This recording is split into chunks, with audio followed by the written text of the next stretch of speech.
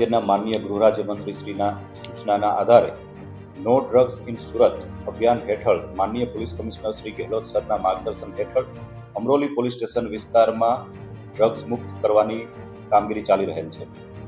બાતમીના આધારે અમરોલી પોલીસ દ્વારા ગુજરાત હાઉસિંગ બોર્ડ ખાતે રેડ કરવામાં આવેલી, જ્યાં વિરેન્દ્ર ગુપ્તા નામના વ્યક્તિના ઘરેથી 26.37 કેજી ગાંજો મળી આવેલ, જેની બજાર કિંમત 2,63,000 જેટલી થાય છે.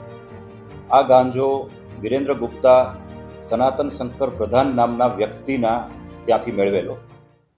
શંકર પ્રધાન મૂળ ઓરિસ્સાનો રહેવાસી છે અને ઓરિસ્સાથી ટ્રેન મારફતે આ ગાંજો લાવતો હોવાની હકીકત જણાઈ આવેલ છે.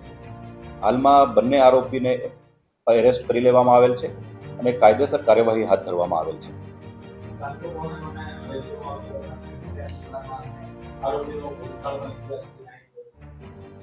આરોપી અગાઉ કોઈ ગુનામાં પકડાયેલ હોય તે પ્રકારની હકીકત જણાયેલ નથી.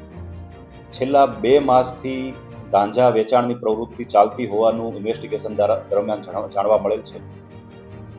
અમરોલી વિસ્તારમાં આસપાસમાં છૂટક ગાંજાનું વેચાણ કરવા માટે આ ગાંજો લાવવામાં આવે.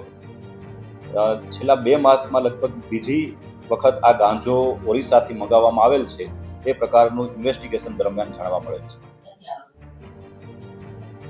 વિરેન્દ્ર ગુપ્તા નામના વ્યક્તિની જે ધરપકડ છે તે ગુજરાત હાઉસિંગ બોર્ડ ખાતેથી કરવામાં આવેલ છે.